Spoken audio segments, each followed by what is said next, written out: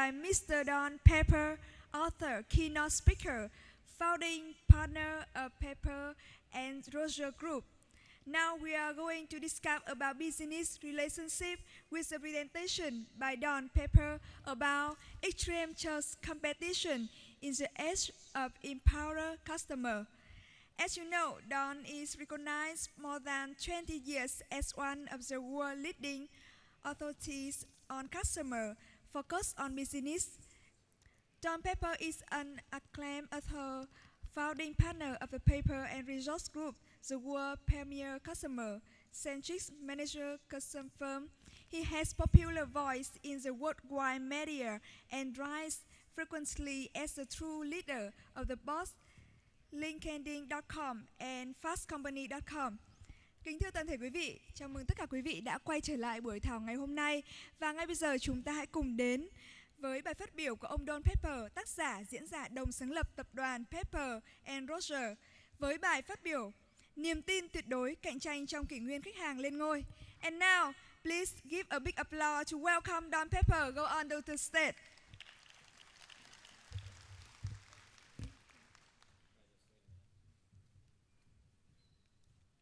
Thank you. Thank you. Thank you very much. Thank you.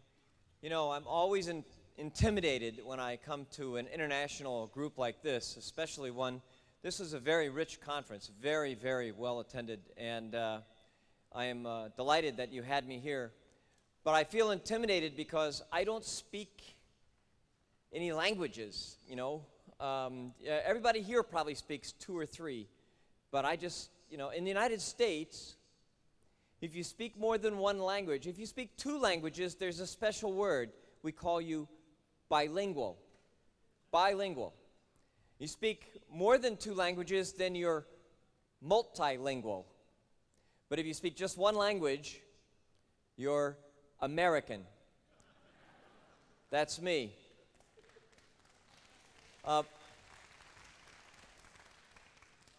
You know, we've had a lot of talk already about the empowered consumer. The fact that because of social media, because of the smartphone, consumers have more power today in the marketing equation than they ever have before. And I'm going to talk to you about a strategy for reaching those consumers, even though the consumers really are in charge. I'm going to talk to you about a strategy for winning more business from consumers, a strategy that is so obvious and yet so hidden from most marketers, you might be amazed at times. And this strategy is earning the customer's trust by proactively acting in the customer's interest. That's where we're going today. That's what my talk is going to be about. But let's start with Moore's Law, technology. Technology is rapidly changing the world we live in. Every 20 years, computers get 1,000 times more powerful. Moore's Law has given us many really interesting developments. For instance, we now create as much information every 2 days as was created in the entire course of human history up till 2003. Every 2 days. Or consider this. Every second, 33,000 securities trade on the New York Stock Exchange. And they have to trade in a precise order, don't they? They have to, you know, the order in which they trade makes a difference. About 2/3 of those securities are traded from computer to computer with no human interaction. It's computers trading with each other. So this is the era of big data. It's also the era of the Internet of Things. You've heard of that, the Internet of Things? What we mean is that microchips, computers, are getting so small, we can put them in everything. It's not just your smartphone, that's a small little cray computer there all by itself, okay? But microchips themselves, in fact, there are some researchers in England, try this. Am I standing in the wrong place here for that? How's that? There's some researchers in England who are developing an appetite app. It's a small little microchip that can be injected into your body onto your vagus nerve, which is near your stomach. It controls your hunger. So in about 5 or 6 years, you may be able to buy a smartphone app at the iTunes store, and when you don't want to eat, you just go to your smartphone and you turn your appetite off. Now that would be cool. I predict a whole generation of emaciated women. Emaciated. But you know what? Technology also changes the dimension of business competition. There are two things a business has to do to be able to compete. It has to be able to satisfy a need, and it has to have a customer who wants to have that need satisfied, right? If you can satisfy a customer's need, then you have a business. But if I put those two things on a two-dimensional chart with customers reached across the horizontal here and customer needs satisfied up the vertical there, traditional business competition, the kind of business competition that advertising grew up around, was product-centric competition. I make a particular product that meets a certain need, and my task as a marketer is to try to find as many customers as I can who want to have that need met. And the width of that bar is my market share. That is the world of advertising 1.0, of 20th century advertising. But because of computer technology, with databases, with interactivity and the World Wide Web, with mass customization technology and digital configuration of products and services, because of computers, I can now focus on one customer at a time and try to meet as many of that customer's needs as possible across all my different products and services and brands, and through time, not just today, but tomorrow and next week and the month after that and the quarter after that, and maybe not just this particular customer, but his family members or his colleagues, his friends. And the height of that bar is my share of customer. Now, these two types of competition don't conflict with each other, really. They're not opposites, are they? They're perpendicular. What does that mean?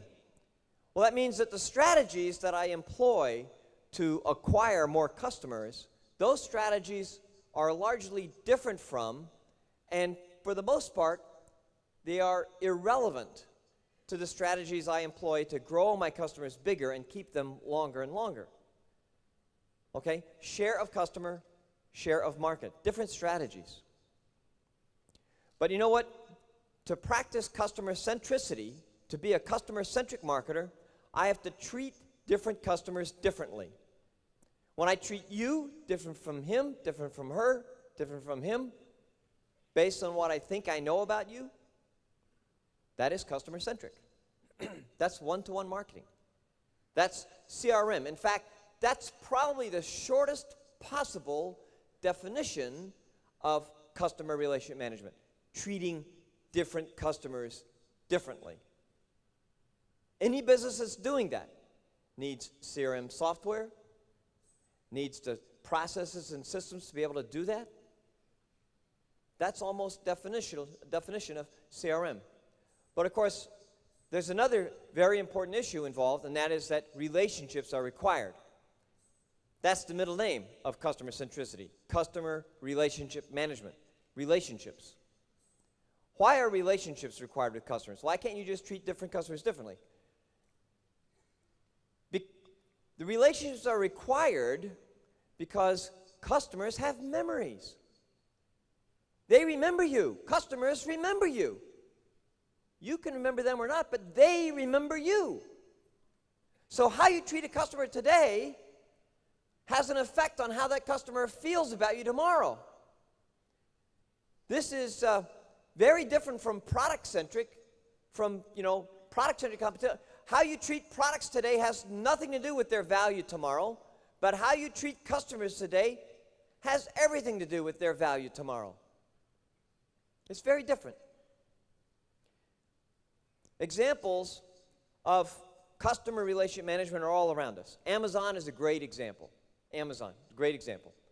I go to Amazon and buy a book. When I go to Amazon again, they already have my credit card number. They already have my my address. I see a book I like, I just click on a book and it comes to my house. That's a relationship. Or the Ritz-Carlton. In the United States, the Ritz-Carlton is a chain of hotels that whenever you ask the hotel for anything, they write it down and they put it in your record. They have over 3 million customer records. So, let me give you an example. I stayed at a Ritz-Carlton in Atlanta a few years ago, and it was late in the evening. I was working on my computer, and I needed some room service, so I ordered a room service pizza. Pizza from room service. Nothing better than that. That's really good, right? So I get the pizza, but the thing is, I like little red pepper flakes on my pizza. You know, the hot pepper? I like to put that on my pizza. I don't know why people eat a pizza without red pepper flakes, but some people do. But if you don't remember to order the red pepper flakes, the hotel doesn't bring them. So I ordered the room service pizza, and I sat back at the computer, worked, and about a half an hour later, the knock on the door comes, and I thought, oh, I forgot to order my red pepper flakes. So the room service man brings the pizza in. It's on a nice table. It's a silver tray. I mean, it's the Ritz-Carlton. It's a luxury hotel. Great hotel. And as he's about to leave, he pulls a little dish of red pepper flakes out from under the table and puts them on the table. Red pepper flakes. I said, wow, you guys serve a pizza right. You know how to serve a pizza. That's great, thanks. But as he's leaving, I said, excuse me, do you give the red pepper flakes to everybody? Is that the way you serve the pizza? And he got very nervous. He looked at his sheet and he said, I'm sorry, actually, you like red pepper flakes, don't you? And I said, yeah. And he said, well, they're for you. See, I ordered a pizza at a Ritz-Carlton sometime like a year before and had red pepper flakes. And they'd written it down. And when I called downstairs to order a pizza, they had the red pepper flakes. I just thought, wow, this hotel knows how to make a pizza. Okay? But it was a very personalized experience. Or Eneco. Take Eneco Energy. It's in the Netherlands.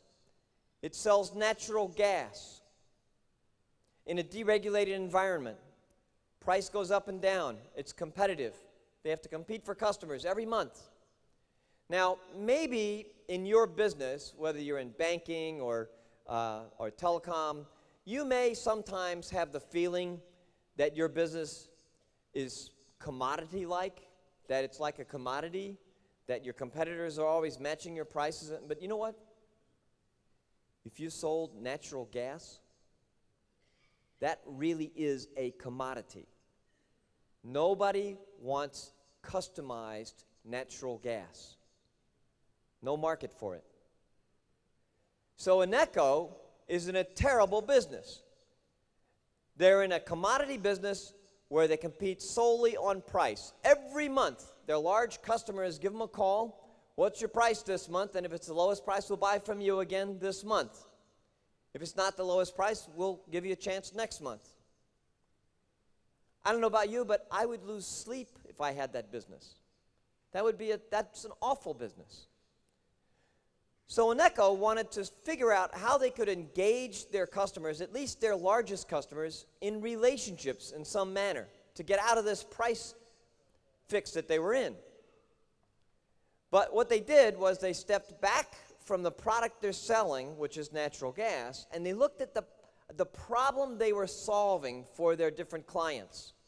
And they realized that many of their very largest clients are greenhouse operators. They operate greenhouses in the Netherlands. So Eneco went to the greenhouse operators, and they said, you know, you need to maintain a different environment in each greenhouse. We can install remote monitoring equipment, and we can make sure that you get the right humidity, temperature, and CO2 content in each of your greenhouses, if you'd like. Naturally, you're going to take our gas. And now they have very loyal greenhouse customers. Or take St. George Bank in Australia.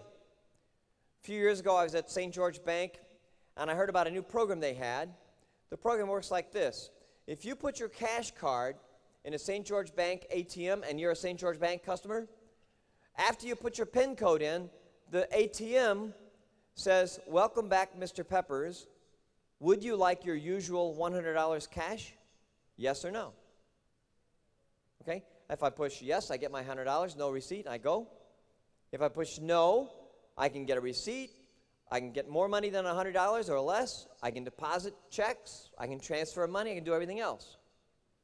So the marketing people were really excited about this, and they used this as an example of how they can loyalize their customers. They create loyalty among their customers simply by remembering what each customer wanted. Now, why do these companies do this? Why are all these examples springing up? What's the secret? Well, they do it for a couple reasons. They do it to make sense to their customers. Hey, we remember you just like you remember us. We're just like you. We can remember you. We're human. They also do it to earn a financial profit. They increase customer loyalty and they earn more money by doing this.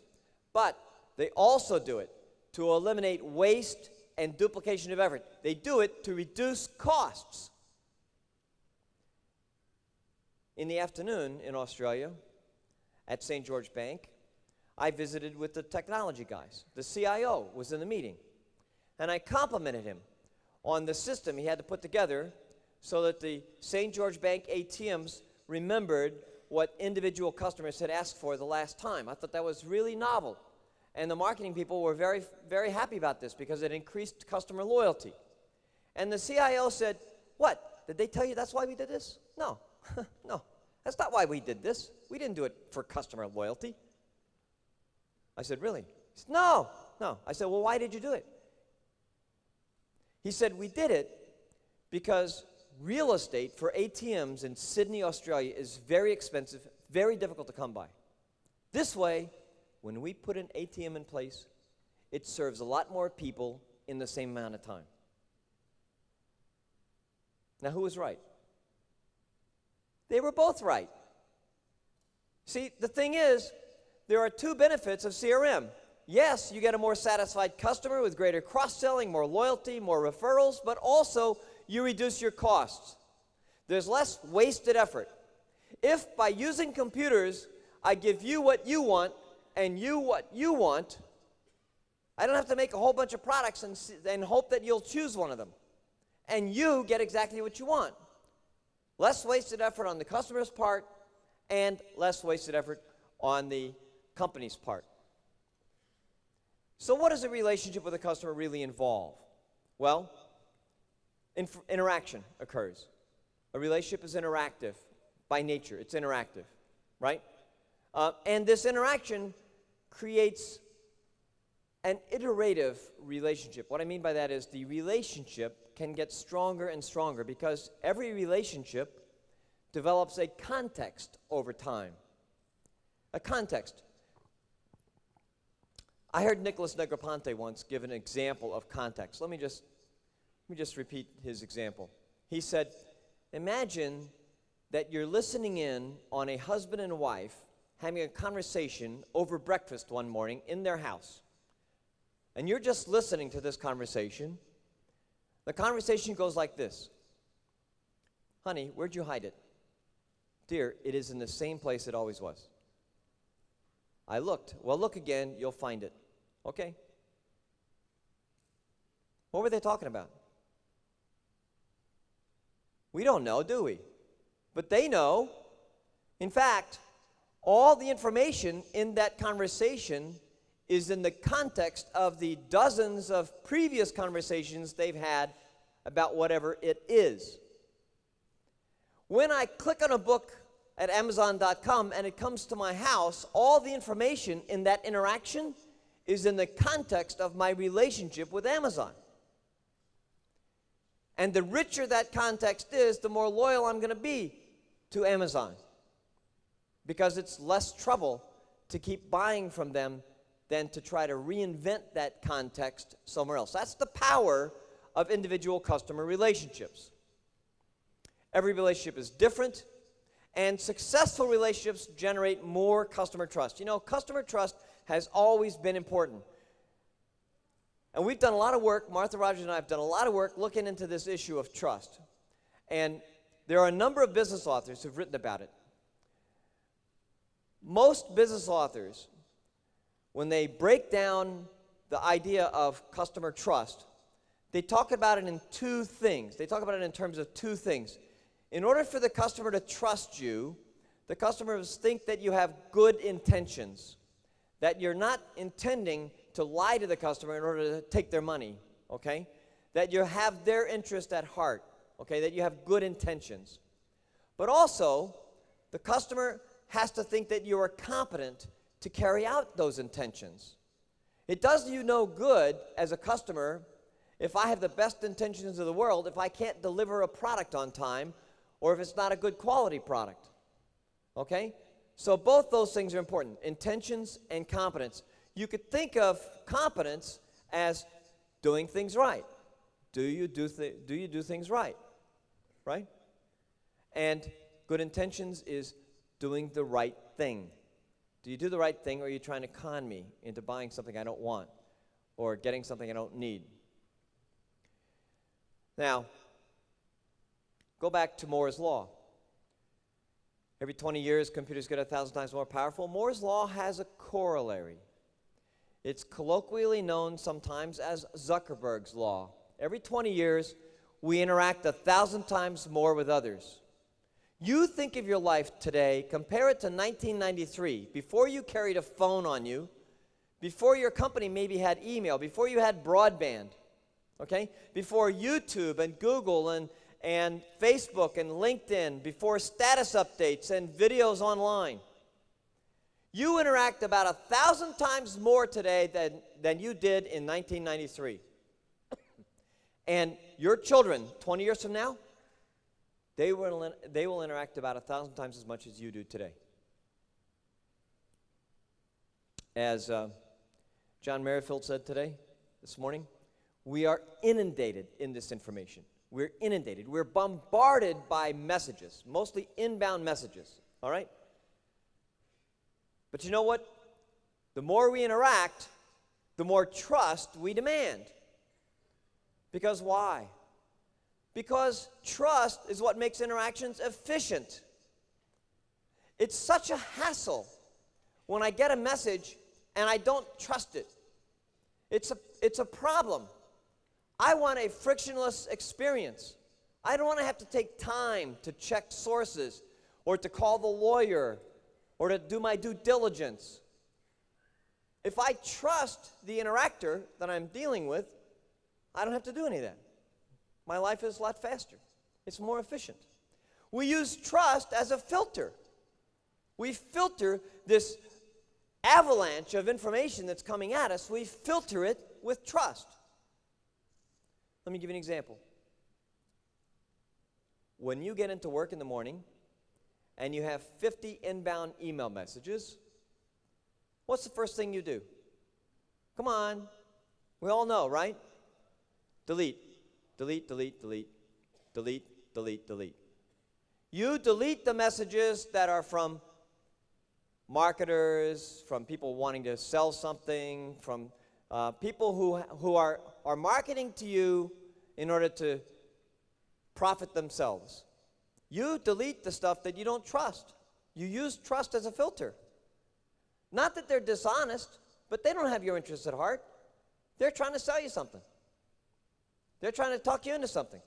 They have a bias. They're not objective. Sometimes the information isn't even accurate. So delete, delete. That's your filter. But you know what else trust is useful for? Trust is useful because interactions themselves are generating transparency.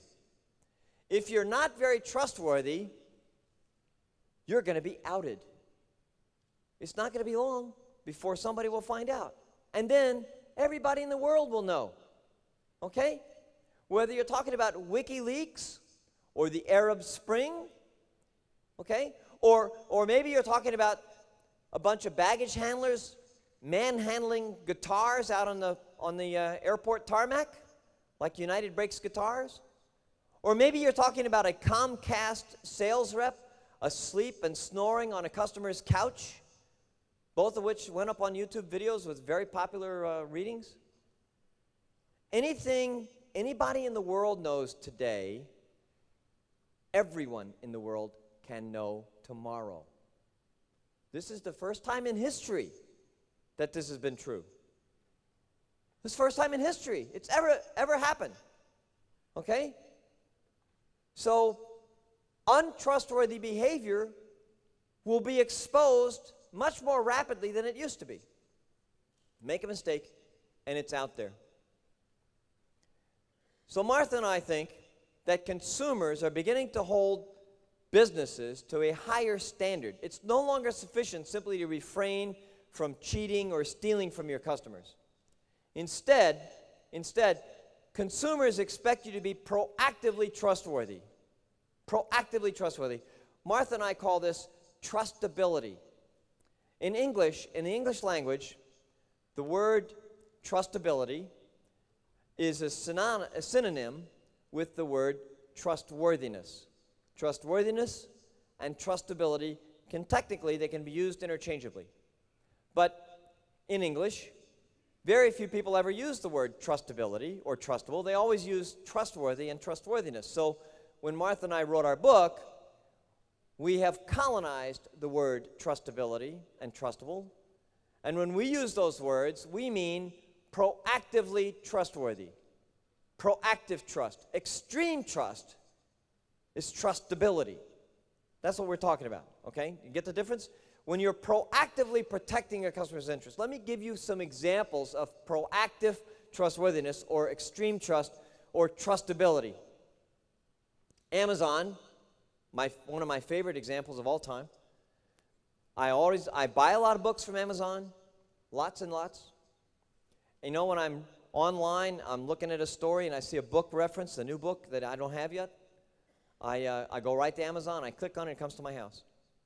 Except one time, I remember I was looking at this online article about something, and I thought, I saw this book reference. I thought, I ought to get that book. So I went to Amazon, I clicked on the book, and I get, warning, you already bought this book from Amazon. Are you sure you want to buy it again? Now think about that. It would not have been cheating for Amazon just to sell me the book. It's not dishonest on their part. It's not untrustworthy at all for them just to sell me the book that I've already ordered. But it would have been untrustable. It wouldn't have been proactively trustworthy. You know what? Because their database, their database of the books I bought is better than my database of the books I bought from Amazon. Rather than using their database to take advantage of my lack of knowledge or lack of memory and make a profit on that book sale, they chose to do something else. They chose to earn my trust and confidence, which is way more valuable in the long term than the profit they could have made on that book. iTunes does the same thing. Anybody ever go to iTunes and try to order a tune that you already own? It's on one of your devices. They will sell you the tune again if you really want it, okay? But before they do, they say, hey, you've got this tune. You know, you should look on one of your devices. It's there. JetBlue is another really good example. It's a discount airline in the United States. One time I was on a JetBlue flight, and it was very late. The flight was 5 hours late getting into Kennedy Airport. Everybody was terribly inconvenienced. As we got off the plane, the gate agent handed everybody a memo, the same memo to everybody. The memo said, we're sorry about the delay. It was a mechanical problem. That means it was our responsibility, and under our customer bill of rights, we owe you a refund. The amount of your refund depends on whether you bought your ticket with cash or with True Blue points, they're frequent flyer miles, okay, and how much you paid. But you don't have to do anything to receive this refund because we know who you are, we know what you paid, and we're going to automatically credit your account with the refund. Does anybody see how revolutionary that is? How totally revolutionary that is? When's the last time you got an airline refund like that? Never, right? Penalties. Yeah. Well, a year later, most airlines, you have to go to the website to claim your refund, put your confirmation number in, get the ticket number off the boarding pass, put a chicken in a bag, wave it over your head 6 times, and then you get your refund. It's disgusting. Because most airlines and most companies today, most product-centric companies, think of refunds as a cost of doing business. Their goal is to reduce that cost. They don't think of customers as assets for the business, and they don't think about increasing the value of that asset. They just think about reducing their costs. They can measure those costs. They don't measure that asset. Trustability works for any business. I was in Singapore a couple years ago, and one of the vice presidents at Microsoft told me they had a problem. When they sell SQL servers to enterprise customers, the SQL servers go out with training vouchers. So the training vouchers allow you to send your IT people to training with one of Microsoft's partners. And then the partner that does the training turns the voucher into Microsoft, and Microsoft pays the partner, right? So it's free training. You buy a SQL server, you get several days of free training. Here's the problem. The vice president told me that only about 20% of the vouchers were being redeemed. 80% of these vouchers are going unclaimed. So these customers weren't getting the value that they were entitled to. Now, the marketing people were very happy about this because every dollar that they didn't spend on training went back into the marketing budget. But he wasn't so happy. And we talked about it. And now what Microsoft does is if you buy a SQL server and you get training vouchers, and after 30 days you haven't redeemed any of those vouchers, Microsoft sends you a reminder. Hey, don't forget, we gave you 3 training vouchers. You could send 3 people to a day of training. Get more use out of your SQL server. And if you lost your vouchers, they'll replace them for you.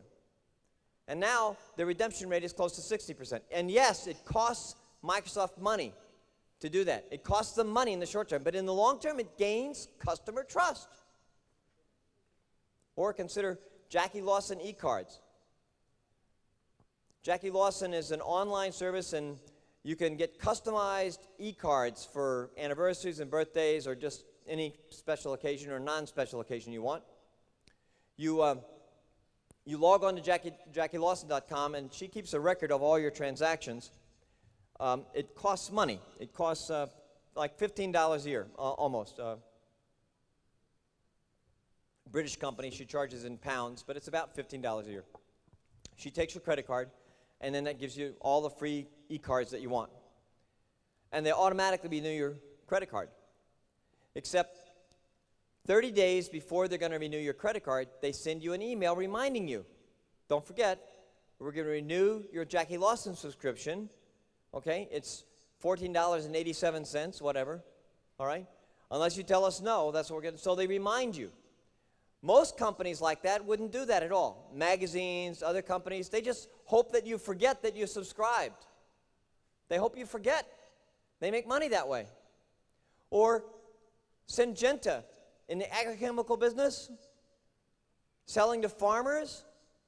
In South Africa, there are 4 different climate environments for growing potatoes, and each of the environments has a selection of different pests that require different chemicals to eradicate, and that's what Syngenta sells. But it's a complex calculation. So Syngenta puts together what they call potato packs. They're information packs for potato farmers. Here's, for your particular region of South Africa, here are the different chemicals that you can use for these different pests. But you know what? Syngenta doesn't make all the chemicals required for every pest.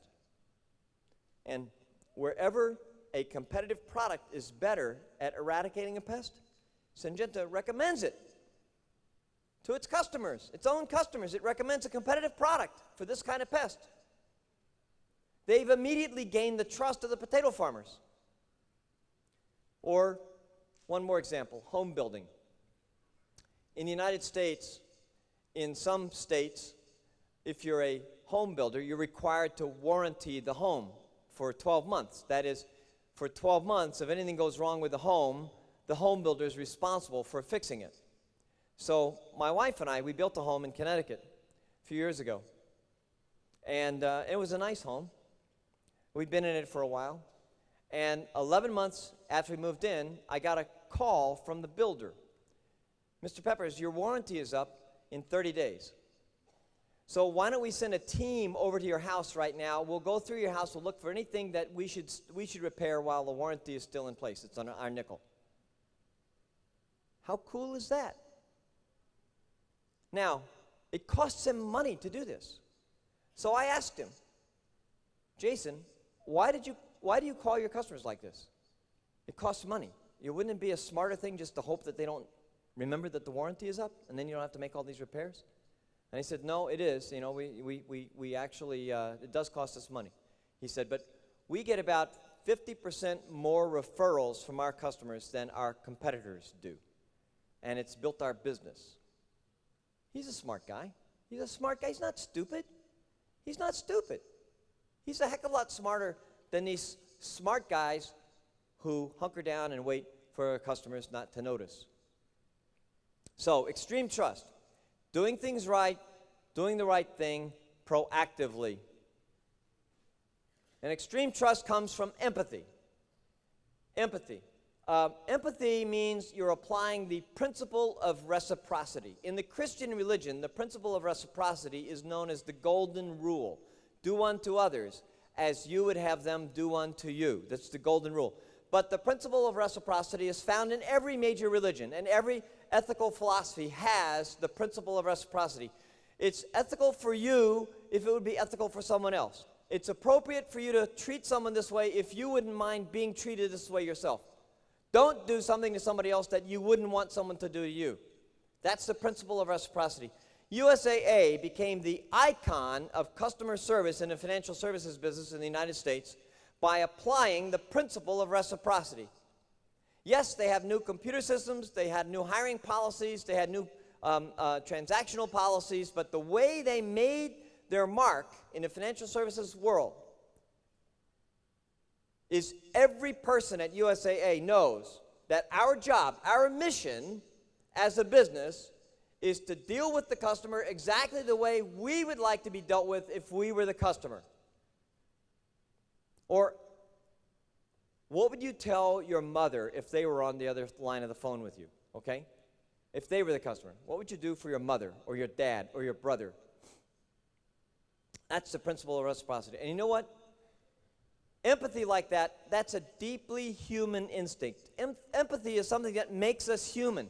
We are human because we have empathy. Every human being has empathy. Not exactly everybody. 99% to 99.5% of people have empathy. They're born with it. About 0.5% to 1% of human beings have no empathy. And we call them psychopaths. The definition of a sociopath is someone that has no empathy for others, who doesn't feel somebody else's pain. He's a sociopath. Businesses that are product-centric are sociopathic. They don't feel customers' pain. They're only self-interested. And for a company, empathy, if you think about it, is the ultimate form of customer insight. What's the purpose of customer insight? The purpose of having customer insight and databases and so forth is you want to know what it's like to be that customer. What would it be like to be that customer? What's that customer thinking? What does he want to do? What are his goals? You want to know what it's like. That's called empathy. It's customer insight. So, if you show empathy for customers, you will get empathy in return. That is a human instinct as well. USAA specializes in covering the families of service members in the United States. And after the first Persian Gulf War in the 1990s, there were several thousand USAA members who'd gone overseas and served in Saudi Arabia and Kuwait, and they returned after 8 or 9 months. When they returned home, USAA, which is an insurance company and has car insurance and property insurance and so forth, USAA sent out proactively, they sent out refunds to these members because they'd spent time abroad. You were abroad for 8 months. Here's an 8-month refund on your car insurance policy. That's nice. That's very empathetic. But you know what happened next? More than 2,500 of those USAA members sent their refunds back to the company. They sent them back. They sent them back because you had notes like, no, my brother-in-law drove my car 3 or 4 times, so I'm glad you were insuring it. Or some of the members actually said, I don't want the refund now, just be sure to be there when we need you, when I really need you. Now, in your own business, whatever business you're in, under what circumstances would your customers or your clients voluntarily send money back to you because they want you to be in business when they really need you? What kind of business is that? It's a business of empathy. It's a business of, I've got your back and you've got my back. That's what it is. It's a business of extreme trust. And USAA, which has an NPS score, an average NPS score of 83.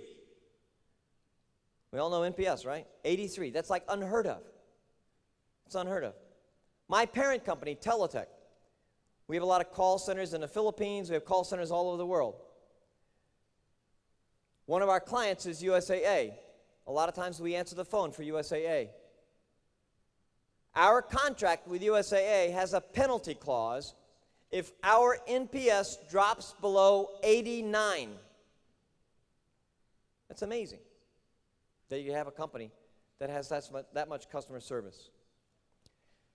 Because of rising customer expectations with respect to trustability, a lot of previously acceptable marketing practices are just going to no longer be tolerated by customers.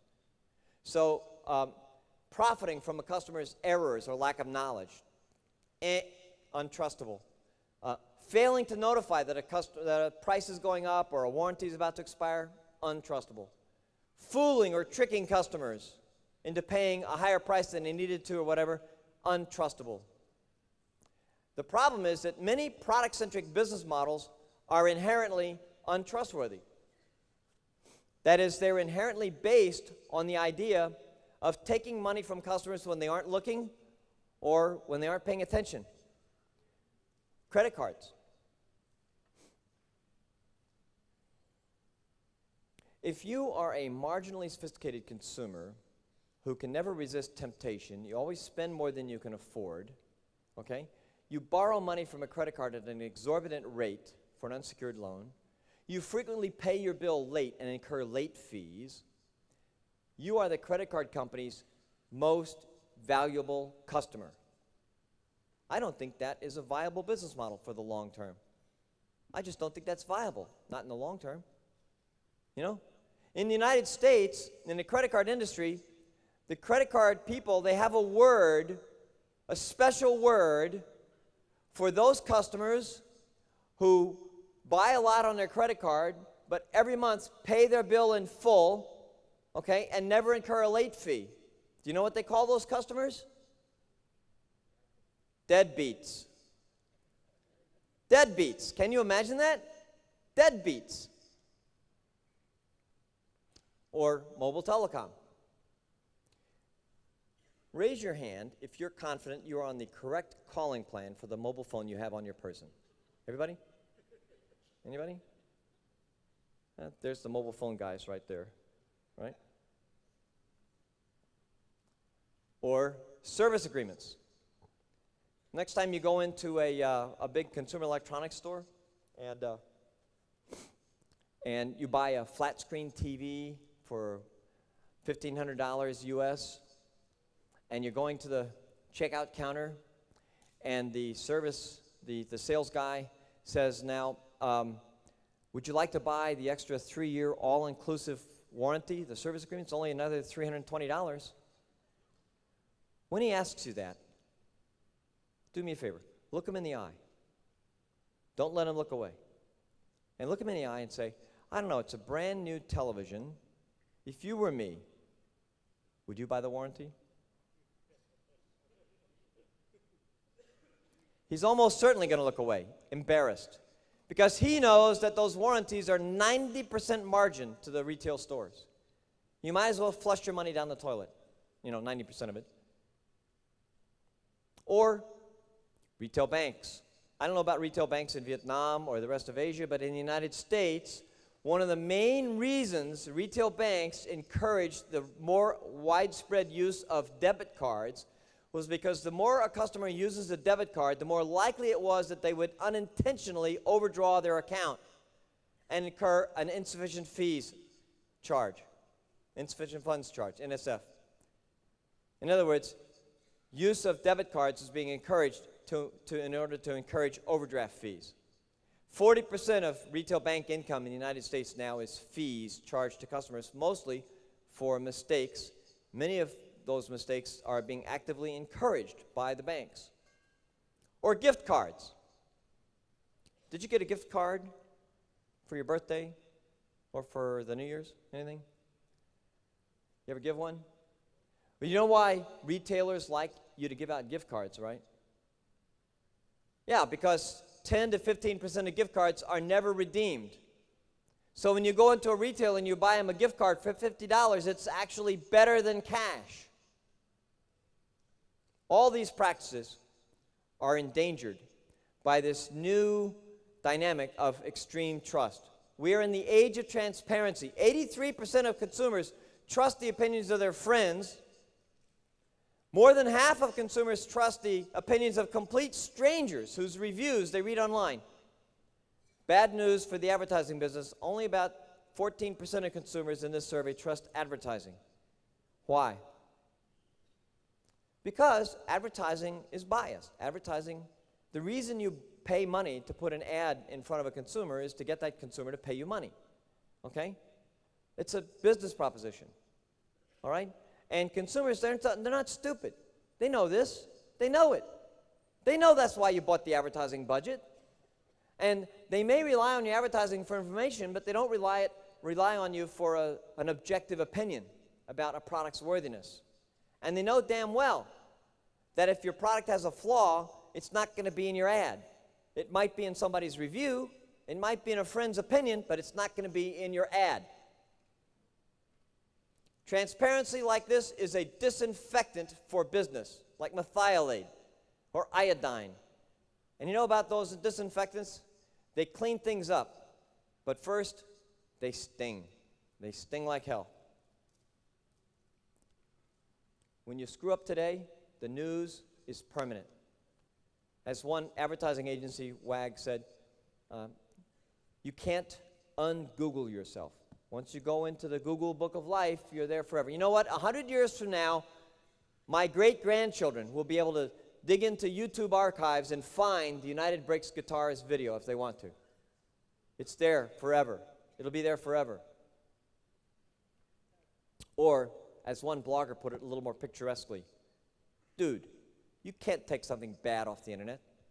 That's like trying to take pee out of a swimming pool. Once the pee goes in the pool, the pee is in the pool. All you can do is add water. That's all you can do. And what about brand advocates? What are they actually worth? Well, you know what? One academic study did a separation of brand advocates' value. They looked at the value of brand advocates in terms of their spending value and their value as customer referrers of other customers. So they divided the lifetime value up into CSV, customer spending value, and CRV, customer referral value. And surprise, surprise, the most valuable referrers aren't always the highest spenders.